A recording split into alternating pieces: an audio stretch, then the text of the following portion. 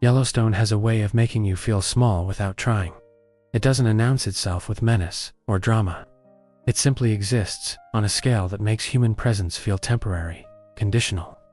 The forests stretch farther than the eye can follow, broken only by rivers that carve through rock, as if they'd been doing it long before memory was something worth keeping.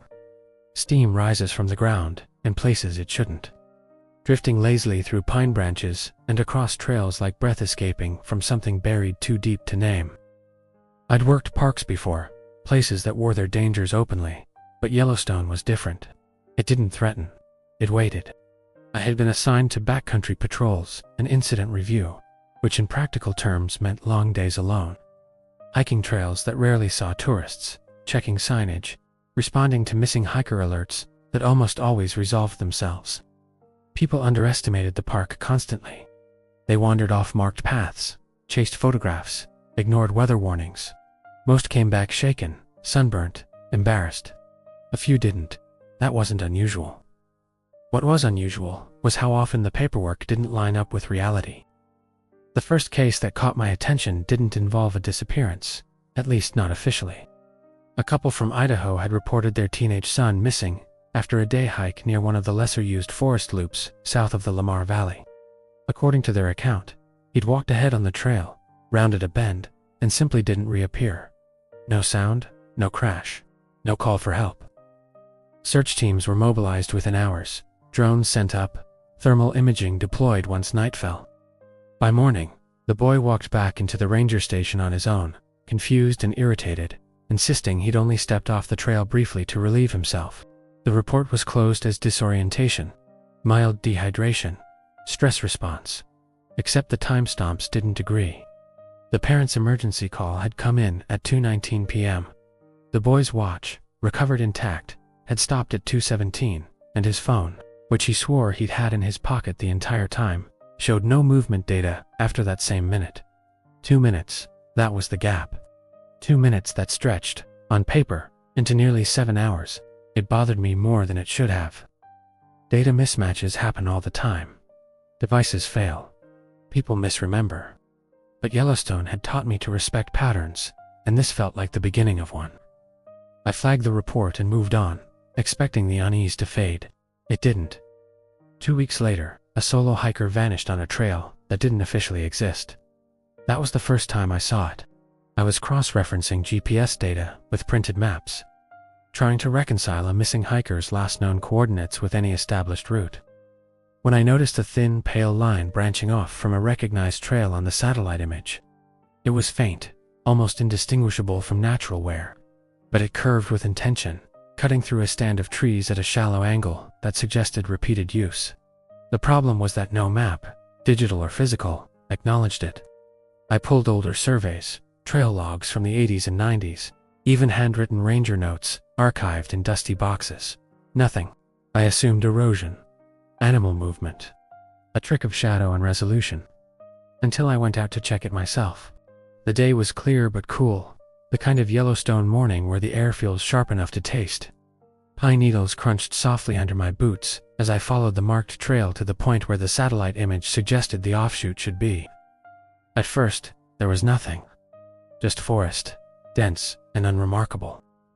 Then, as I adjusted my position slightly, it appeared a narrow path pressed into the earth. The undergrowth subtly parted, soil compacted in a way that didn't happen naturally. It wasn't wide, it wasn't obvious, but it was there. Standing at the edge of it, I felt an unexpected hesitation settle over me. Not fear, something closer to misalignment, like stepping onto a moving surface when you expected solid ground. I checked my GPS. Signal was good. Time read, 1:54 p.m. Sun angle, matched. Everything normal. I stepped onto the trail. The first thing I noticed was the sound, or rather, the absence of it. The forest didn't go silent. That would have been alarming. Instead, it grew muted, as if someone had turned the volume down just enough to be noticeable. My footsteps sounded delayed, a fraction of a second behind my movements. The air felt heavier, humid in a way that didn't match the temperature, and there was a faint smell beneath the pine and soil, something metallic and old, like wet stone left too long underground. The trail curved gently, never steep, never difficult. But it had a way of drawing the eye forward, encouraging movement without effort. I followed it for what felt like 10 minutes, maybe less, until the trees thinned slightly and the light shifted. That was when my radio crackled. "Ranger Hale, do you copy?" The voice was distorted by static, but recognizable. "Dispatch," I lifted the radio, replying automatically, and was surprised by the delay before my own voice came back through the speaker. Warped and stretched, like it had traveled farther than it should have. Dispatch repeated the call, sounding closer now, more urgent. I answered again, told them I was checking an unmarked trail near the Lamar area. There was a pause, then a response that made my stomach tighten. "Negative on that location," the voice said. "You're not showing up on our feed." I stopped walking. The delay in my footsteps caught up, the sound of boots on earth arriving a heartbeat late. I checked the GPS again. The signal bar flickered, then stabilized. The coordinates were nonsense, numbers shifting subtly each time I glanced at them, refusing to settle. I took a step backward. The forest behind me looked wrong, not changed, exactly, just slightly out of alignment, like a photograph that had been stretched imperceptibly along one edge. I told myself it was interference. Geothermal activity played havoc with signals out here. Everyone knew that. I turned back toward the direction I'd been heading and continued forward, telling myself I'd walk another minute, just enough to confirm the trail's end, then return. That was when I noticed the watch. I wore it out of habit more than necessity, an old analog piece that didn't rely on signal or battery life. The second hand was moving. The minute hand was not. It sat frozen at 2:17. A chill ran through me, sharp and immediate, the kind that bypasses reason entirely. I lifted my arm closer to my face, checking the crown, tapping the glass. The second hand continued its steady sweep, marking time that the rest of the watch refused to acknowledge. I checked my phone. No service. The time displayed was 2:19. I looked back at the watch. Still 2:17. The forest shifted. Not visibly, not dramatically. Just enough that I became acutely aware of my own breathing, the sound of it too loud in my ears. To present, somewhere ahead, a branch cracked. I froze, heart pounding, listening. Another sound followed, soft and deliberate, like a footstep placed with care. I told myself it was an animal, elk, maybe. The park was full of them. But the sound came again, closer this time, and it matched my own cadence perfectly. I turned slowly, scanning the trees. Nothing, no movement, no eyes reflecting light. Just forest, endless and patient. I called out, my voice sounding wrong in the thick air, flattened and swallowed before it could travel far. There was no response. The sense of being watched didn't fade. It deepened. I backed up then, step by careful step, never taking my eyes off the space ahead. The trail did not recede the way it should have. The curve seemed longer now, stretching subtly, as if the distance between points had increased without my noticing. Panic threatened to surface, sharp and disorienting, but training held it back. I focused on movement, on breathing, on not running. It took effort to look away long enough to check my bearings again. When I did, the sun was lower than it should have been, the angle wrong by hours rather than minutes. Shadows stretched unnaturally across the forest floor, thin and elongated, pointing not away from me, but toward the trail's depths. My watch still read to 17. That was when I heard my name. It wasn't shouted. It wasn't whispered. It was spoken conversationally, from somewhere ahead on the trail, in a voice that sounded uncomfortably close to my own. The sound slid through the forest without resistance, arriving intact and undistorted, as if the air itself had made room for it. I didn't answer. I turned and ran. The forest fought me immediately. Roots caught at my boots. Branches snagged my jacket, the ground uneven in ways it hadn't been moments before. The muted sound returned, my footsteps lagging behind me, a disorienting echo that made it impossible to judge speed or distance. I focused on one thing: forward. The trail blurred, trees streaking past as my breath tore in and out of my lungs. Somewhere behind me, I heard movement, not chasing exactly, but pacing, maintaining a distance that felt intentional. Then, abruptly, I burst back onto the marked trail. The transition was immediate and violent, like breaking the surface of water. Sound rushed back in full force, birdsong crashing into my ears, wind roaring through the branches overhead. I stumbled and fell, catching myself on my hands and knees, heart hammering so hard it made my vision pulse. When I looked back, the unmarked trail was gone. Not hidden, gone. Just forest, dense and ordinary, the undergrowth intact and undisturbed. I checked my watch. The minute hand ticked forward. 2:18. My radio crackled at my hip, dispatch calling my name, irritation creeping into their voice. According to them, I'd been out of contact for just under 40 minutes. According to my body, my lungs, the ache in my legs, it had been far longer. I didn't mention the trail. I didn't mention the voice. I told them I'd lost signal briefly and was returning to the station. That night, I filed a report that said nothing of consequence and sat awake in my quarters long after the lights went out, staring at the ceiling and listening to the ordinary sounds of the park settle around me.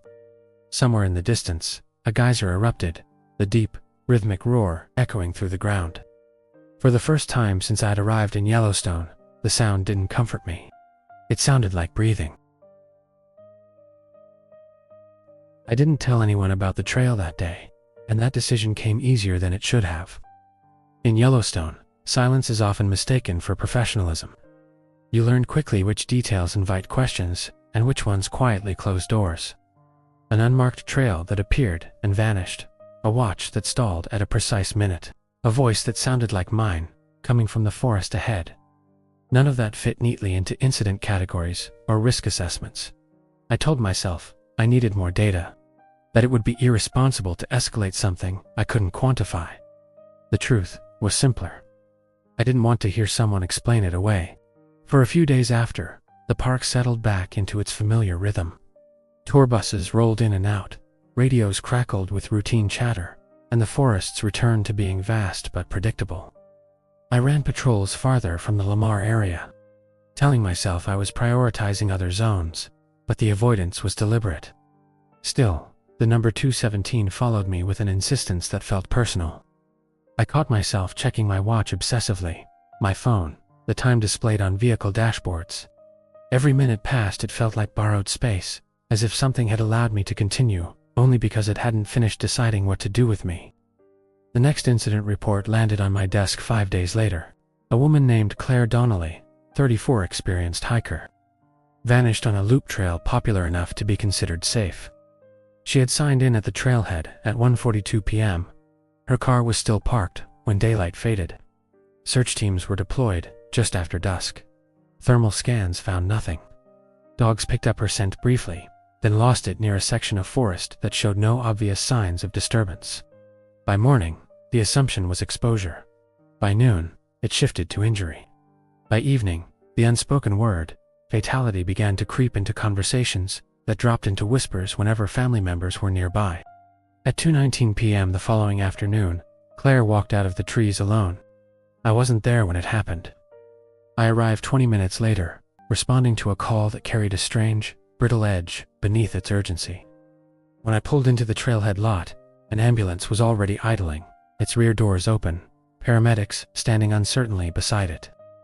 Claire sat on the tailgate, wrapped in a thermal blanket, her hair tangled, boots muddy but intact. She was shaking, though not from cold. Her eyes tracked movement constantly, darting between people as if trying to map exits that weren't obvious. She insisted she didn't need medical attention. She insisted she wasn't hurt. She insisted she hadn't been missing. I stood back and listened as she spoke, her voice hoarse but steady, repeating the same explanation with increasing frustration. She said she'd stepped off the trail to take photographs of a thermal vent she'd heard but not seen on the map. She said the forest felt thicker than expected, the air humid and oddly still. She said she'd walked for maybe 5 minutes before realizing she could no longer hear the trail behind her. That was when she turned around. That was when she noticed the light was wrong. She claimed she retraced her steps immediately and emerged back onto the trail less than 10 minutes later, confused but unalarmed. When she saw people running toward her, radios raised, expressions tight with something she couldn't identify, she assumed there'd been an unrelated emergency. When she was told she'd been gone for 30 hours, she laughed. The sound cut off abruptly when she realized no one was laughing with her. Her watch had stopped at 2:17 p.m., not broken, not damaged. Simply frozen, the second hand sweeping endlessly around a face that refused to acknowledge the passage of minutes. Her phone showed the same thing mine had. No movement data beyond that time, no signal fluctuations, no recorded steps. The timestamps on her photographs ended abruptly, mid-sequence, as if someone had simply decided she'd documented enough. I asked to speak with her alone. We walked a short distance away from the crowd, the noise of radios and murmured conversation fading into the background. Up close, the changes were more apparent. Claire looked worn, not injured, not malnourished, but subtly altered, as if she'd aged faster than the hours she was missing could account for.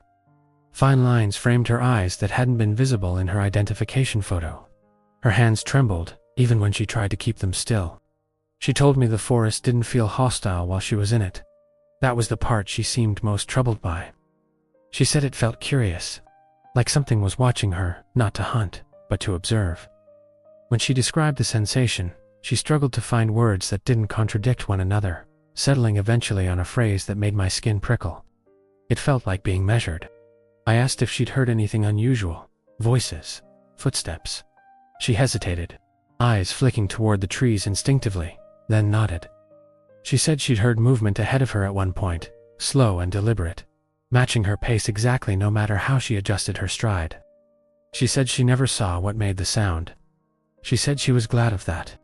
When I asked if she'd encountered a trail that wasn't on her map, she went very still. The change was immediate, her posture stiffening as if I'd touched something raw. She asked me how I knew about that. I told her I didn't, not officially. I asked her to describe it. She said it didn't look dangerous. That was the worst part. No warning signs, no dramatic drop-offs. Just a narrow path through the trees that felt like it had always been there, waiting to be used. She said it pulled her attention forward in a way she couldn't explain, like a thought she couldn't let go of. She said she followed it for a while before realizing time didn't feel right anymore. How long? I asked. She shook her head. That's the problem, she said. It didn't feel like time was passing at all. Claire was discharged that evening, cleared medically despite her protests that something wasn't right. She was escorted back to her accommodation and told to rest, to hydrate, to avoid hiking for a few days. Officially, the case was logged as disorientation, exacerbated by geothermal gas exposure.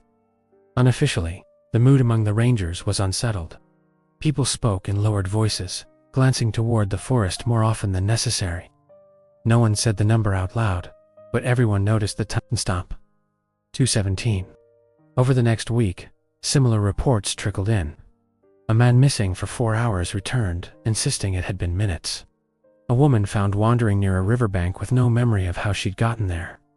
Her phone locked at 2:17, battery full, despite the time discrepancy. None of them had injuries consistent with prolonged exposure. None of them could account for the missing time. And all of them described the same sensation when pressed. The feeling of being watched, not from behind, but from ahead. I began to review older case files late at night, pulling records that predated digital systems, scanning handwritten notes for patterns that might have been overlooked. It didn't take long to find them. Mentions of temporal confusion, watches stopping without explanation, missing persons who returned with no recollection of days that had passed. The language was careful, clinical, always stopping short of drawing conclusions. But the timestamps were there, hidden in margins and footnotes like a shared secret. Always the same minute. I returned to the area where I'd first encountered the trail, approaching it with more caution this time, stopping well short of where it had appeared before. The forest looked ordinary in the daylight, deceptively so. Birds moved freely through the branches, insects hummed, the distant roar of a geyser pulsed through the ground at regular intervals.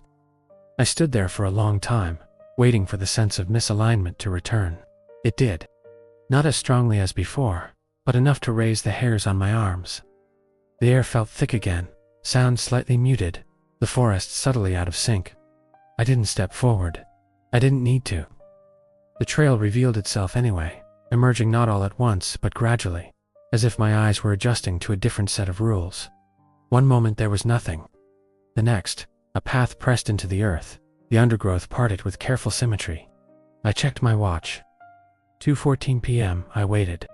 The forest grew quieter, not silent, but focused. My breathing sounded too loud, my pulse a steady drumbeat in my ears.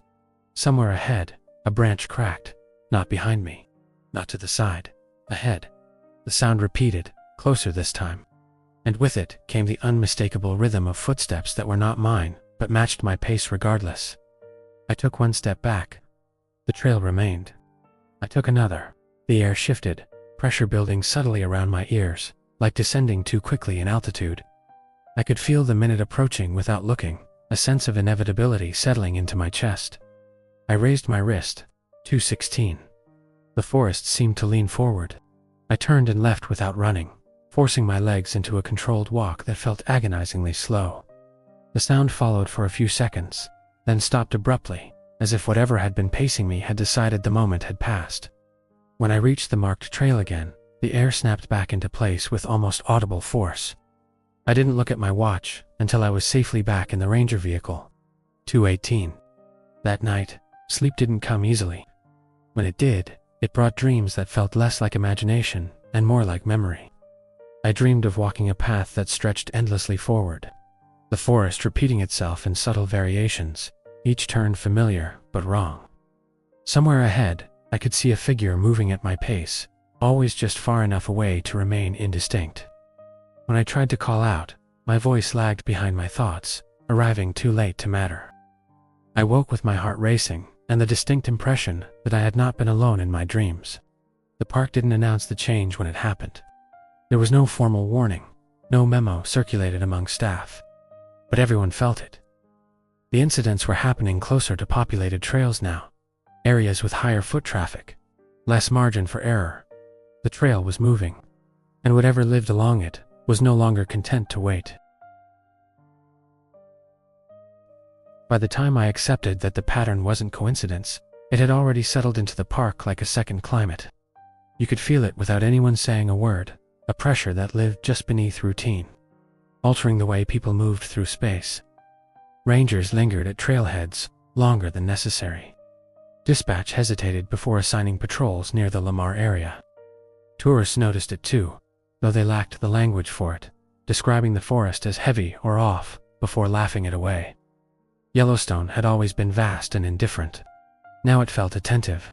The numbers surfaced everywhere once I stopped pretending not to see it. Incident logs, vehicle dashboards, microwave timers in break rooms, watches that had never failed, suddenly lagging by a minute, then snapping forward as if embarrassed by the delay. I started recording every occurrence privately, a habit born of instinct rather than protocol. Page after page filled with the same notation. 2:17 p.m. Sometimes it marked the beginning of an incident, sometimes the end. More often, it was the point at which memory fractured, the moment people could not account for, no matter how hard they tried. I interviewed Claire again 3 days after her return, this time in a quieter office away from the main station. She looked worse than before, exhaustion hollowing her features. Her movements slightly delayed, as if her body were struggling to keep pace with her thoughts. She told me sleep came in fragments now, broken by dreams where she walked familiar trails that never quite led where they should. In those dreams, she said, the sun never moved. It hovered at the same point in the sky, casting shadows that refused to shift no matter how long she walked. She admitted something she hadn't mentioned earlier. During the time she couldn't remember, she'd seen other people on the trail. Not clearly, not enough to identify. Just figures ahead of her, always moving away, always close enough to reassure her she wasn't alone. She'd followed them instinctively, assuming they were other hikers. When she tried to call out, her voice sounded distant to her own ears, like it was being carried off before it could land. She said she felt relief when they stayed just out of reach, and terror when they finally vanished altogether. I asked her how long she thought she'd been following them. "I don't think it works like that," she said after a long pause. I don't think there was a how long. That answer stayed with me. Over the next week, I deliberately immersed myself in the park's older records. Working late after patrols ended, cross-checking cases that spanned decades. The terminology shifted with the times. Hysteria in the 50s, environmental confusion in the 70s, acute stress response in the 90s, but the details remained stubbornly consistent. Unmarked trails appearing where none had been documented. Watches stopping. Time gaps that didn't match exposure levels. Rangers reassigned quietly after filing reports that went nowhere. In the margins of one particularly old file, written in a cramped hand that suggested urgency, I found a sentence that made my breath hitch. The hour repeats. It doesn't move forward until it's finished. The author of the note had retired long before I joined the service. Officially, he'd left due to health issues. Unofficially, no one spoke his name anymore. The decision to walk the trail again wasn't brave. It wasn't reckless either. It felt necessary in the same way breathing does when your chest tightens. Not a choice, but a response. I chose a clear day, minimal cloud cover, good visibility. I informed dispatch of my patrol route without specifying deviations. I wore the analog watch, left my phone powered off in my pack, and carried a handheld recorder that didn't rely on signal. I told myself that if I controlled the variables, I could understand the mechanism. That was a lie I needed to believe. The trail appeared sooner this time. I didn't have to search for it. I felt it before I saw it. The subtle compression of sound. The way the forest seemed to hold its breath as I approached the point where the marked path bent east. One moment, the undergrowth was dense and unbroken. The next, it parted, revealing that same narrow strip of compacted earth, its edges too clean, too intentional. It hadn't been there the previous day. I knew that because I'd checked. I stood at its threshold and waited. My watch read 2:11 p.m. The waiting was worse than stepping forward. The trail didn't pull at me the way it had before. It didn't need to. It simply existed, patient and unassuming, like something that knew resistance would eventually tire. I stepped onto it. The shift was immediate. The forest's ambient noise dulled again, not disappearing but flattening, as if distance had increased without space changing. My breathing sounded too close, my pulse audible in my ears. The light filtered differently through the canopy, the sun's position feeling wrong in a way I couldn't quantify. I walked at a measured pace, counting steps, noting landmarks, a fallen log, a cluster of rocks, a tree scarred by lightning, trying to anchor myself to reality through observation. After what felt like several minutes, I checked my watch, 2:12. I kept walking. The trail curved gently, never revealing its end. The sense of being watched returned, stronger now, no longer diffuse. It felt focused, directed. I resisted the urge to look behind me, knowing instinctively that whatever was observing me wasn't there.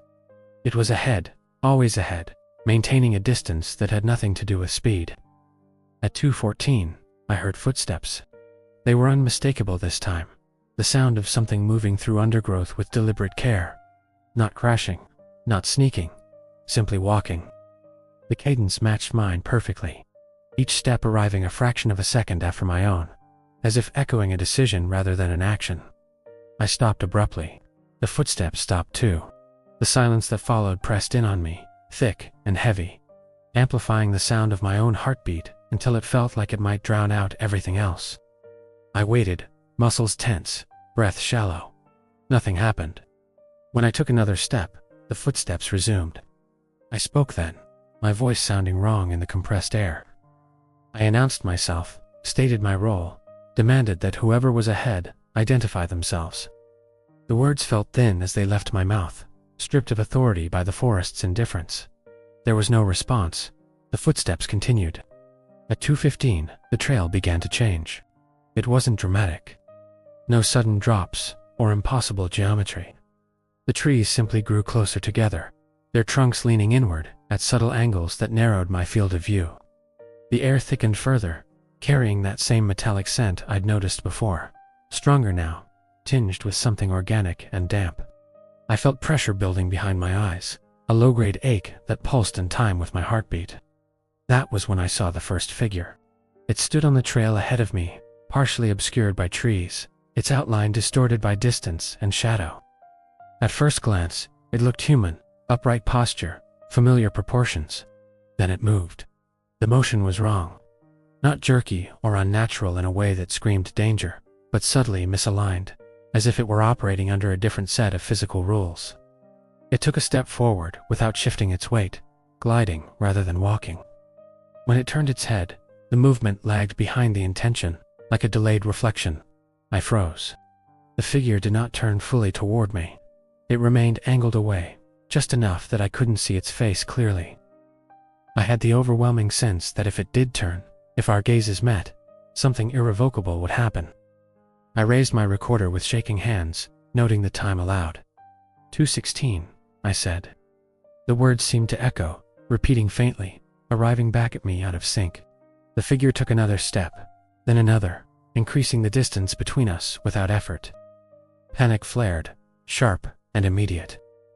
I forced myself to keep moving, not wanting to be left alone with the silence that followed when it vanished around a bend in the trail. The footsteps continued, now joined by something else, a low, almost inaudible hum that vibrated through the ground beneath my boots. At 2:16, the world felt stretched thin. The trees blurred at the edges, their outlines smearing slightly when I tried to focus. My thoughts felt sluggish, as if wading through water. I struggled to remember simple details. The date, the last conversation I'd had before entering the trail, and the effort made my head throb. The hum intensified, resolving into a rhythm that felt disturbingly like breathing. I checked my watch again. The minute hand trembled, then settled. 2:17, everything stopped. Not movement, not sound, progress. I walked, but the scenery did not change. The same cluster of trees remained just ahead, no matter how many steps I took. The hum persisted, steady and close, and beneath it, I became aware of other sounds, faint, overlapping footsteps, whispers of movement that suggested I was no longer alone on the trail. The figure I'd seen earlier was gone, replaced by the sensation of presence all around me, as if the forest itself had learned to stand upright and observe. Then I saw myself. He stood ahead on the trail, back turned, posture rigid. He wore my uniform, my pack, my watch. The resemblance was perfect in a way that made my stomach lurch. I called out without thinking. He did not respond. When he moved, it was with that same unnatural glide, stepping forward without effort, maintaining the distance between us no matter how fast I tried to close it. I realized then that he wasn't walking away from me. He was remaining where he was, and the trail was doing the rest. Terror took hold fully then, cold and absolute. I turned and ran. The forest resisted immediately, the trail stretching, curving, refusing to release me. The hum rose in pitch, the footsteps multiplying, until it felt like I was surrounded by echoes of myself, all moving in slightly different rhythms. I forced my legs to keep going, lungs burning, vision tunneling. Somewhere behind me, I heard my own voice calling my name, perfectly replicated, perfectly wrong. The break back into the marked trail was violent. Sound slammed back into place, the forest roaring with life, birds scattering from branches, as if startled by my sudden appearance. I collapsed to my knees, gasping, hands pressed into the dirt. The pressure in my head receded slowly, leaving behind a dull ache and a profound sense of disorientation. My watch ticked forward. 2:18. I stayed there for a long time, long enough for the adrenaline to ebb and the implications to settle in. The trail had not been a place you entered and left at random. It operated on a schedule. It paused, it observed.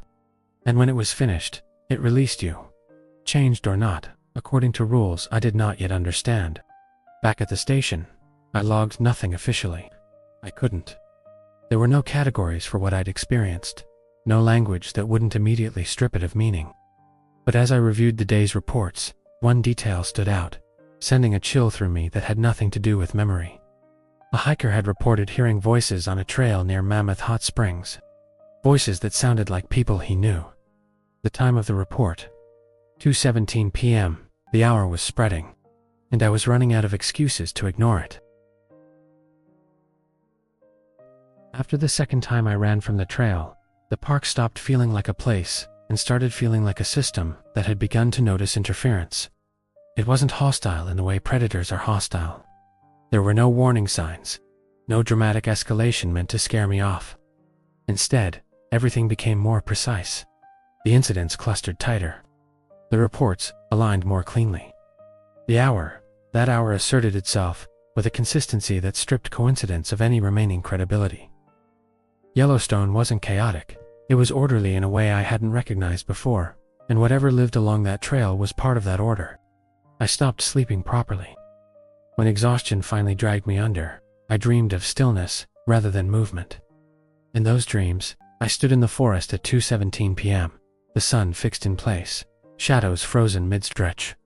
Nothing moved except the thing ahead of me, advancing one careful step at a time, its pace so slow it felt inevitable rather than threatening. I never saw its face in those dreams. I didn't need to. The shape was enough. Rangers began quietly avoiding certain patrol routes without being told to. Dispatch started reassigning calls that edged too close to the Lamar area, citing workload distribution and resource efficiency. The park did not acknowledge the pattern officially, but it adjusted around it, the way living things adjust around a wound, carefully, instinctively, without drawing attention to the damage. I understood then that this wasn't new. Whatever I was seeing had been happening for a long time, long enough for avoidance to become institutional muscle memory. The first clear image of it came from a camera that wasn't supposed to exist anymore.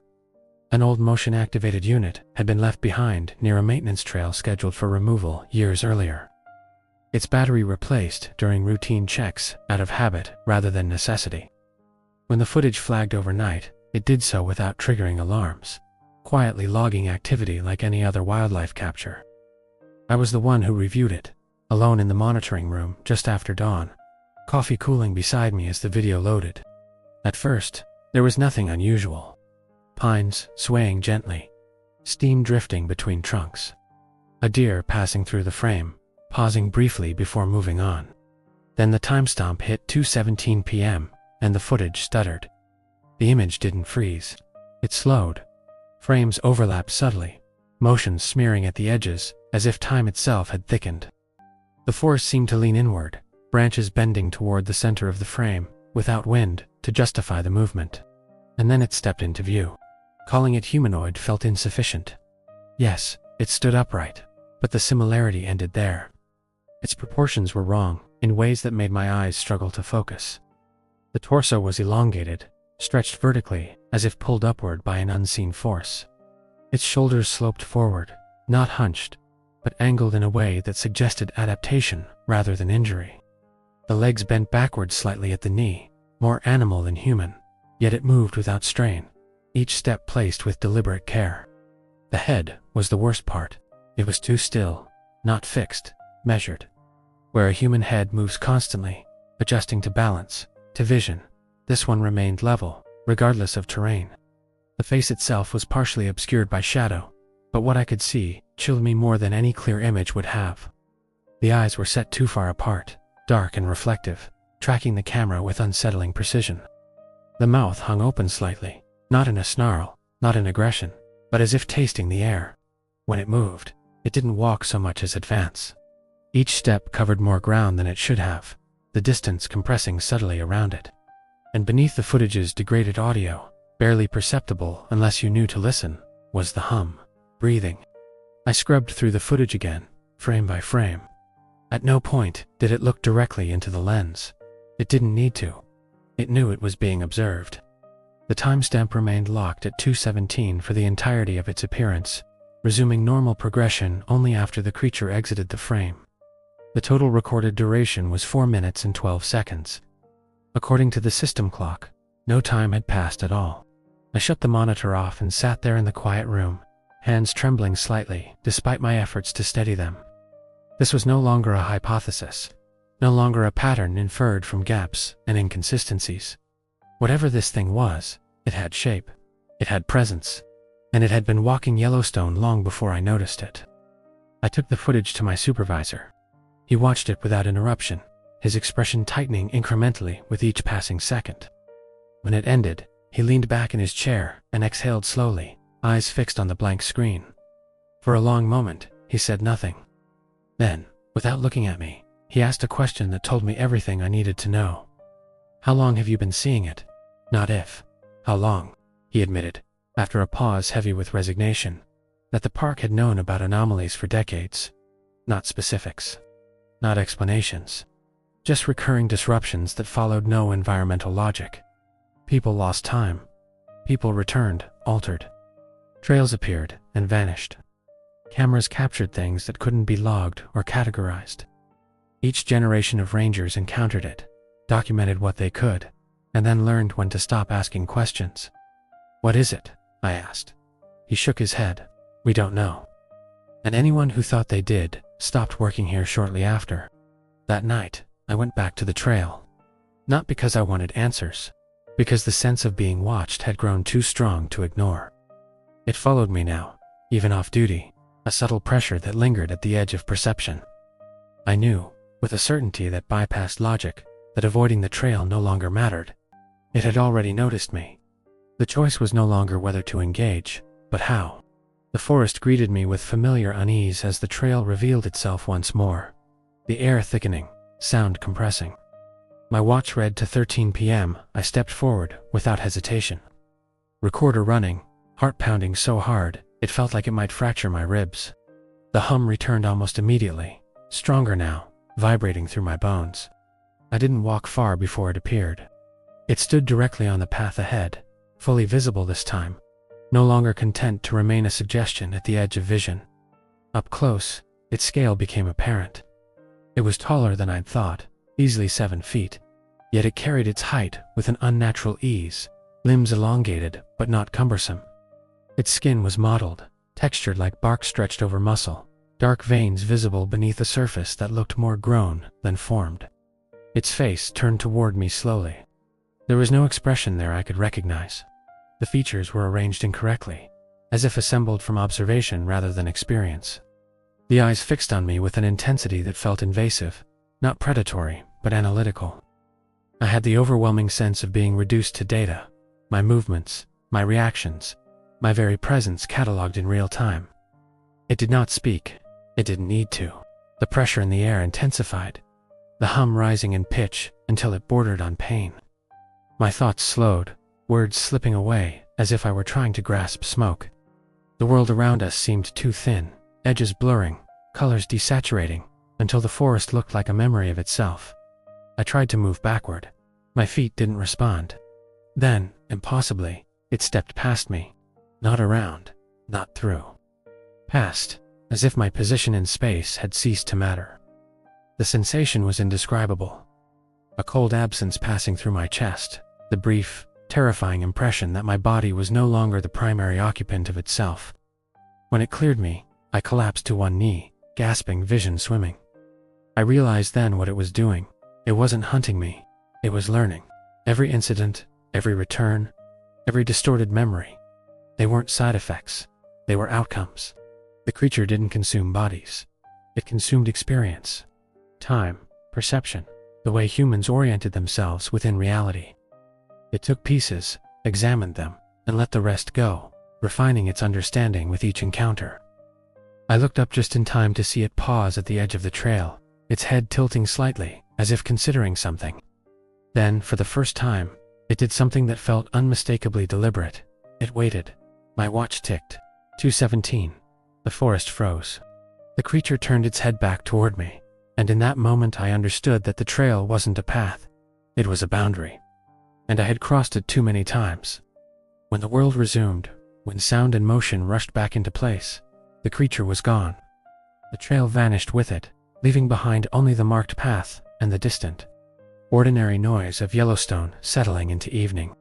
I staggered back to the station in silence, my mind reeling with the implications. The creature wasn't contained. It wasn't tied to a single location. It existed in the spaces between moments, surfacing where conditions allowed, withdrawing when they didn't. And now, it had studied me closely enough to recognize the difference between resistance and understanding.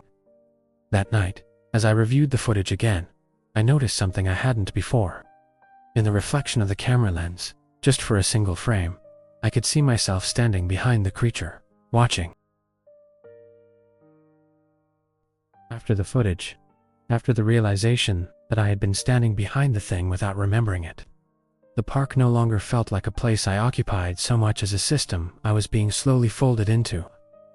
Days passed, technically, but they lost distinction. Morning briefings blurred into patrols into report reviews, the clock on the wall marking hours that no longer felt anchored to experience. I began to notice that my memory of events didn't always align with written logs, that conversations I remembered having didn't appear in dispatch transcripts, while others were recorded that I couldn't recall at all. It was subtle enough to dismiss at first, the kind of discrepancy exhaustion might produce, but it accumulated with a persistence that resisted rational explanation. I caught my reflection in a window one evening and didn't recognize the timing of my expression. The face was mine, unmistakably so, but the reaction lagged behind my movement by a fraction of a second, like a delayed feed.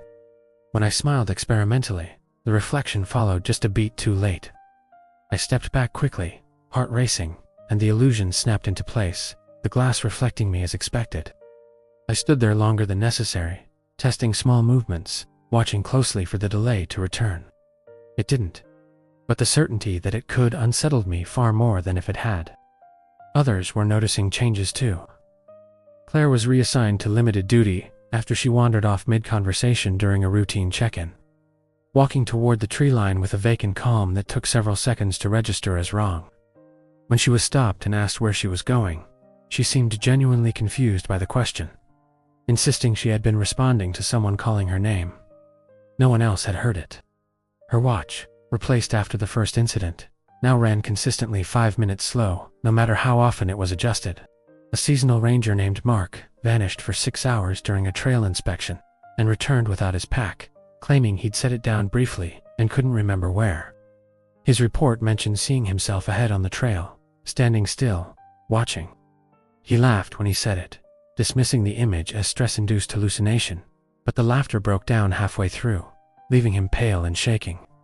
He submitted a transfer request the next day. I stopped reviewing the old footage. I didn't need to anymore.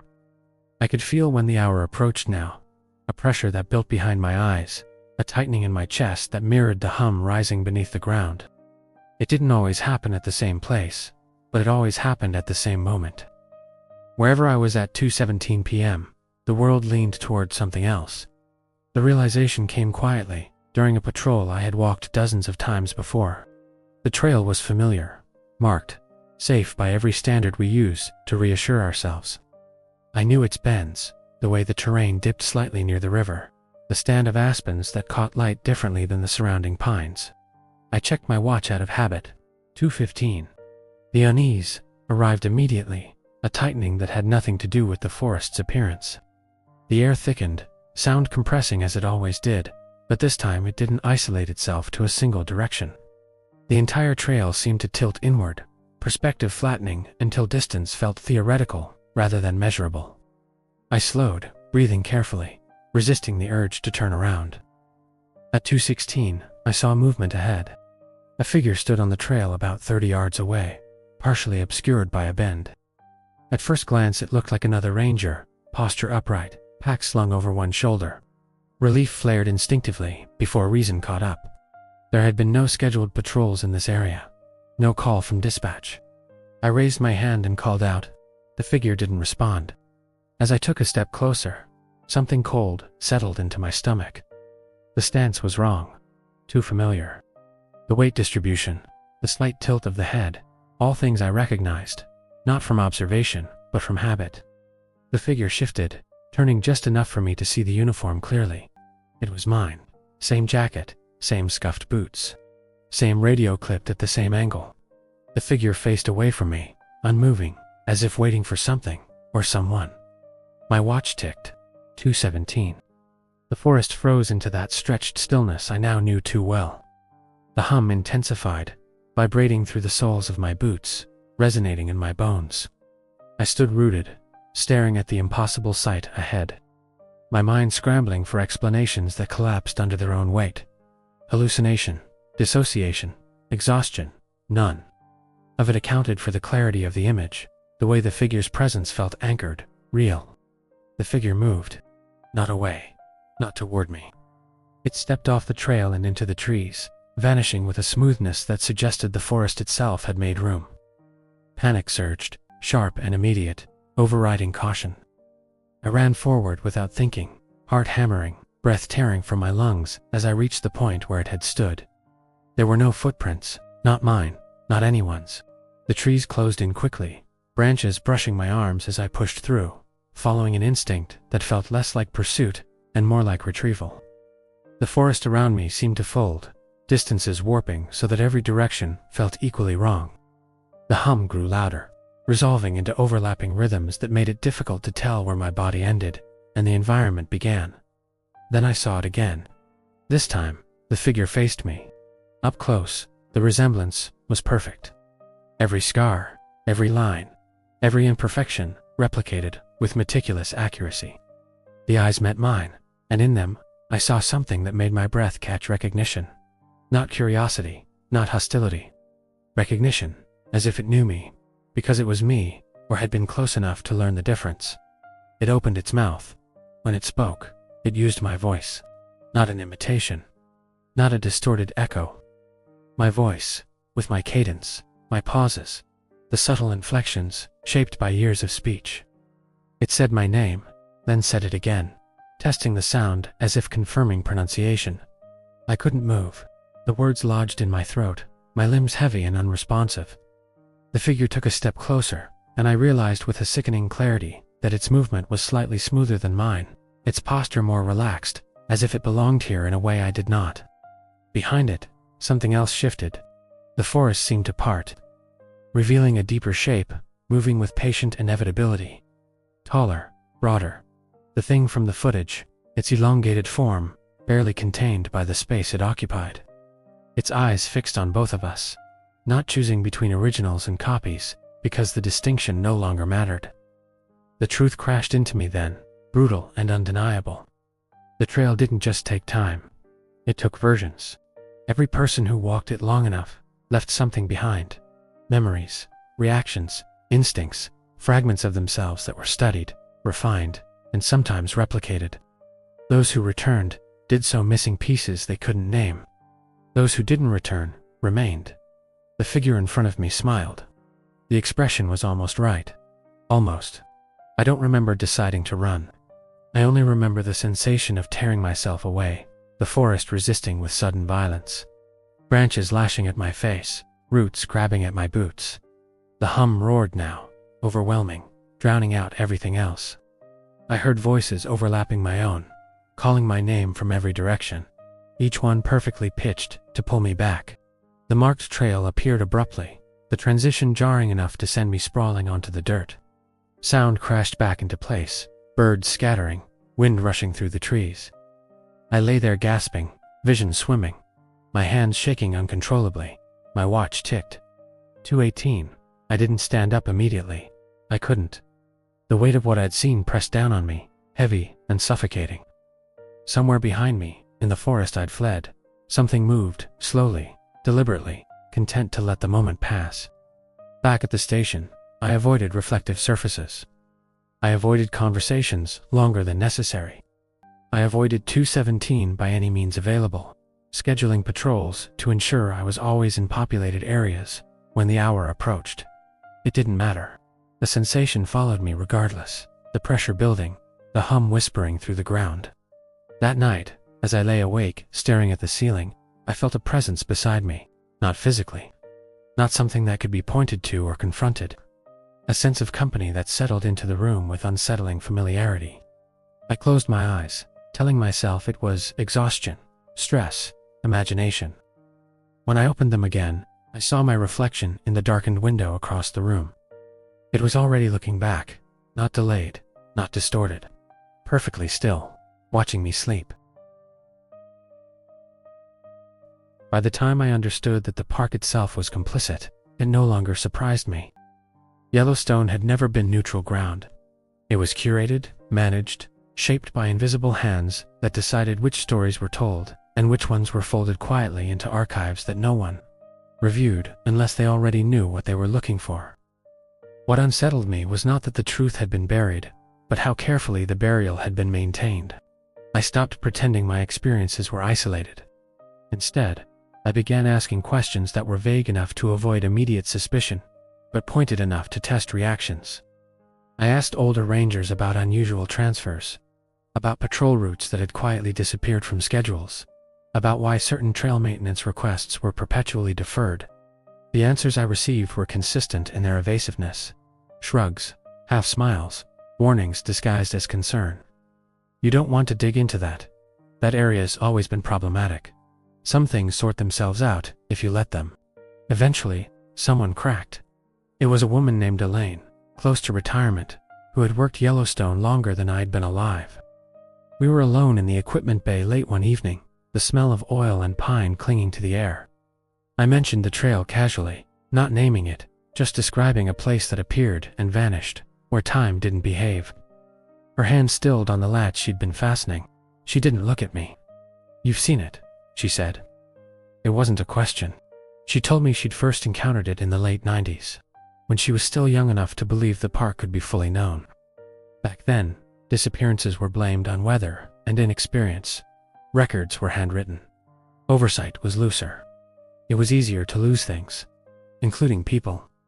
She said the first time she walked the trail, she came back an hour later with no memory of leaving. Her watch had stopped. Her supervisor told her to log it as fatigue and move on. Others weren't so lucky. She described a ranger who followed the trail too far and returned days later, insisting it was still the same afternoon. His uniform clean, his eyes hollow. Another who vanished entirely, his pack found weeks later on a trail he'd already searched. No body, no closure. Just reassignment notices and quiet condolences. "We tried to mark it," she said. "Signs, fences, GPS tags. It didn't matter. It doesn't stay where you put it." I asked her why no one had escalated it beyond the park. She finally looked at me then, and what I saw in her eyes was not fear, but resignation. "Because it doesn't breach containment," she said. "Not enough to justify outside attention. It takes small amounts. Controlled losses. And every time we tried to interfere directly, it got worse." That word again, containment. The park, I realized, didn't view the trail as a threat. It viewed it as a variable. Something to be managed, not eliminated. Something that had been quietly integrated into risk models and response protocols, its presence acknowledged only through avoidance and silence. The missing time, the altered people, the occasional disappearance, they were accepted costs, spread thinly enough over decades to avoid patterns anyone outside the system would recognize. I asked Elaine why it was happening more frequently now. She shook her head. "It always does," she said.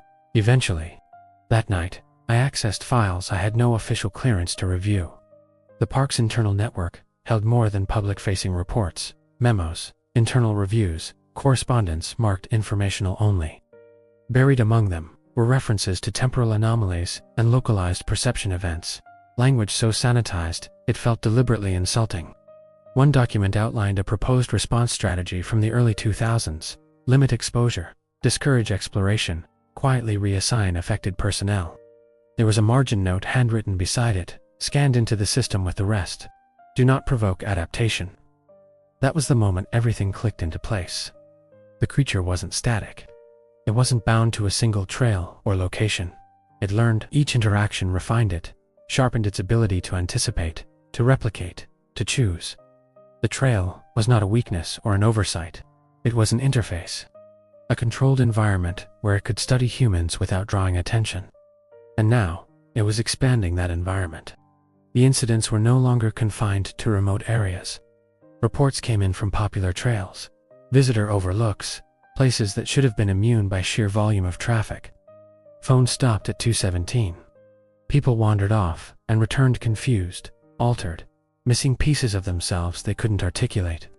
The park responded, as it always had, quietly adjusting routes, issuing vague advisories about geothermal disorientation, trusting that most visitors wouldn't notice the pattern. I noticed. And I realized something else, something far worse. It wasn't just watching me anymore. It was positioning me, the sensation that followed me through the day. That sense of being slightly out of phase with my surroundings, sharpened into something more specific, a pull, a subtle alignment that seemed to nudge me towards certain locations, certain decisions. I would glance at my watch without intending to. I would find myself near the forest edge, just before the hour, heart racing, palms sweating, every instinct screaming to leave, even as something else urged me forward. At 217, wherever I was, the pressure peaked. I began to wonder how many times I'd already crossed the boundary without realizing it. How many versions of myself the trail had already catalogued, observed, perhaps retained. The reflection in the window from the night before returned to me in fragments, its stillness too precise to dismiss. If it could replicate me once, what stopped it from doing so again? What stopped it from improving the copy? I confronted my supervisor again, this time without pretense. I told him what I'd seen, what Elaine had admitted, what the files suggested. He listened in silence, fingers steepled, his expression carefully neutral. When I finished, he sighed and leaned back. "You're not wrong," he said. "But you're also not seeing the whole picture." He explained that the park had attempted containment measures in the past. Direct interference, physical barriers, even experimental approaches involving controlled burns and seismic disruption. Each attempt had been followed by a spike in incidents, the trail multiplying, shifting, becoming less predictable. The more aggressively they acted, the more the phenomenon adapted. "So you let it take people?" I asked. "We limit exposure," he said. "We reduce casualties. We avoid triggering escalation." I realized then that he didn't see this as a moral problem. He saw it as an optimization challenge. I asked him what would happen if the trail reached a major tourist corridor. He hesitated, just long enough. "That's why we monitor," he said. "And why we need people like you who can recognize early warning signs." The implication landed with sickening clarity. I wasn't being protected, I was being used. That afternoon, I made my decision. I didn't file a request. I didn't notify dispatch. I waited until the hour approached, until the pressure built to the point where ignoring it felt impossible. I packed lightly recorder, watch, no radio. I drove to the edge of the forest where the trail had appeared most frequently, parking just out of sight of the main road. The forest felt expectant. The trail revealed itself without hesitation, the undergrowth parting smoothly, as if relieved to be acknowledged. I checked my watch, 2:13. I stepped forward. The hum rose immediately, deeper now, resonating through my chest like a second heartbeat. The forest compressed around me, sound dulling, light flattening. I walked steadily, not rushing, not hesitating. This time, the trail didn't curve. It stretched straight ahead, disappearing into a haze that obscured depth entirely. At 2:15, I heard movement, not behind me, not ahead, beside me. I resisted the urge to turn my head, aware that attention itself seemed to matter here. The presence moved in parallel, matching my pace perfectly. I could feel it, a cold absence brushing the edge of perception, close enough to feel intimate without being tangible. At 2:16, it spoke. Not my name this time, a question. "Which one are you?" The voice was wrong in a way that defied description, layered with subtle echoes that suggested multiple sources speaking in imperfect unison. The sound bypassed my ears entirely, resonating directly in my chest. I swallowed hard and forced myself to answer. "I'm the one walking forward," I said. The presence paused. The hum wavered, shifting pitch slightly, like something adjusting parameters. At 2:17, the world thinned.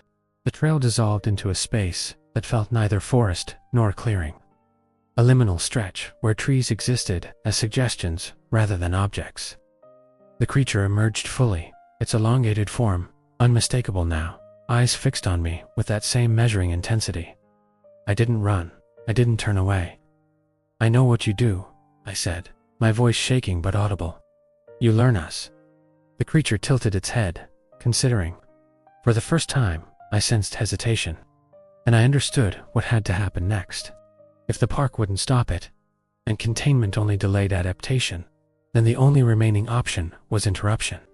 Not destruction, not confrontation, but interference, at the point it mattered most. The interface itself, the trail. I took a step forward, toward the creature, toward the place where time folded inward. The pressure intensified, pain blooming behind my eyes as the hum surged to a deafening roar. The creature did not move to stop me. It waited. I crossed the threshold willingly, knowing with absolute certainty that whatever came back would not be unchanged. Behind me, the forest held its breath. Crossing the threshold felt nothing like stepping forward. There was no sensation of movement, no shift in balance, no moment where my foot left one surface and touched another. One instant, I was standing on compacted earth, pine needles brushing my boots, the hum vibrating through my chest. The next, I was nowhere a forest should be. The air was wrong. Not thin or thick, but absent in a way that made breathing feel optional rather than automatic. Sound existed only as memory. Echoes of things I knew should be present, but weren't. The forest was still there, technically, but reduced to impressions. Vertical suggestions where trees should be. Color without texture. depth without distance. I realized, with a detached clarity that frightened me more than panic ever could, that I was not standing in Yellowstone anymore. I was standing in the idea of it. Time did not move here. It layered. Moments overlapped without sequence, pressing against one another like pages misbound in a book. I could see fragments of trails I recognized, intersecting impossibly, bends and clearings occupying the same space without conflict. Shadows lay over shadows, suns hung at different angles in the same sky. My watch vibrated violently against my wrist, the second hand spinning uselessly, the minute hand locked at 2:17 as if nailed in place. The creature was already there, up close, without the forest's camouflage or distance to soften it. The thing's form resolved into something both more precise and more horrifying than I'd imagined. It was not unfinished. It was iterative. Its shape bore evidence of refinement. Joints positioned for efficiency. Limbs elongated, not randomly, but deliberately. Proportions tuned through repetition. Where skin should have been, there was a surface like living bark stretched over muscle that flexed subtly, even when it stood still. Veins pulsed beneath it, glowing faintly with that same sickly luminescence I'd seen reflected in cameras and eyes that no longer belonged entirely to humans. Its face, now fully visible, was an assemblage rather than an expression. Features arranged close enough to familiarity to trigger recognition, far enough away to reject comfort. The mouth was too wide, the jaw articulated in a way that suggested it had learned speech by watching rather than speaking. The eyes fixed on me with unsettling focus, not predatory, not emotional, curious, evaluative. Around us, I sensed others, not bodies, not figures in the traditional sense. Presences layered into the space like sediment, impressions of people who had walked this path and not fully returned. Their outlines flickered at the edge of perception. A shoulder here, a face there, dissolving before form could stabilize. Each carried a faint echo of motion, a memory of intent that never completed itself.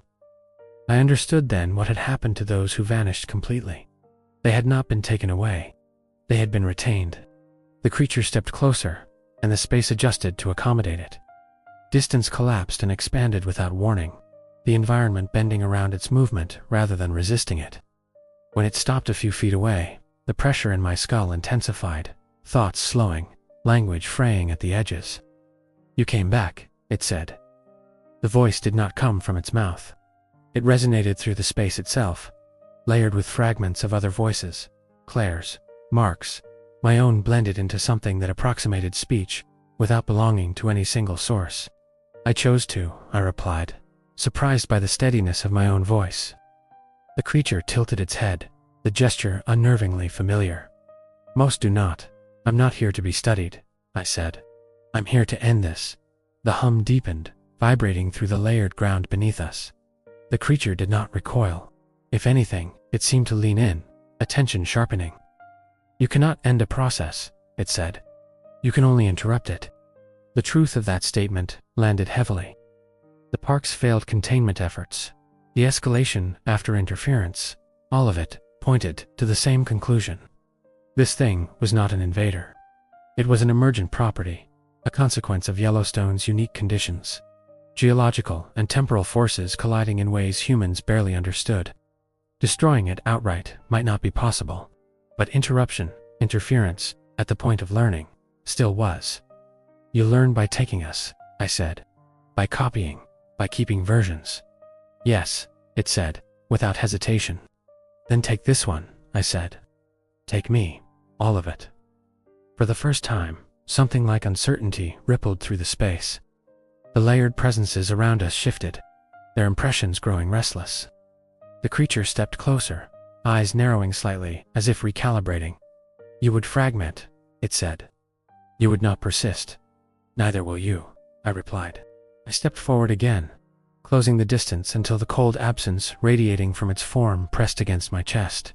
The sensation was immediate and overwhelming, a pulling, appealing sensation that felt like memory being stripped away, layer by layer. Images flashed through my mind with violent clarity. The first trail I ever walked. The boy who returned missing hours. Claire's hollow eyes. My reflection watching from the window. The park unfolded around me in overlapping snapshots, every incident, every quiet adjustment, every avoided path. The creature reacted. The hum spiked sharply, the layered space trembling as if under strain. The impressions around us surged forward, their outlines sharpening briefly before blurring again. I felt something push back, not physically, but cognitively, resistance applied directly to thought.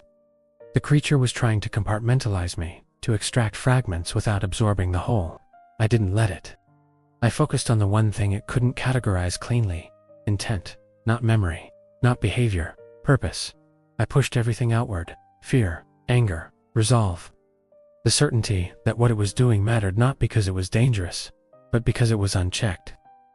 I thought of Yellowstone not as a park, not as a system to be managed, but as a place where time had always moved strangely, where eruptions and extinctions had shaped the land without regard for human narratives. The space buckled. For the first time, the creature recoiled. Its form blurred, edges losing definition, as if the rules it relied on were failing. The layered voices fractured, collapsing into static. The hum oscillated wildly, pitching up and down until it became painful, then unbearable. The impressions around us surged inward, collapsing toward the center in a violent convergence that felt like gravity asserting itself after a long absence. I screamed, not from pain, though there was plenty of that, but from the sensation of being split.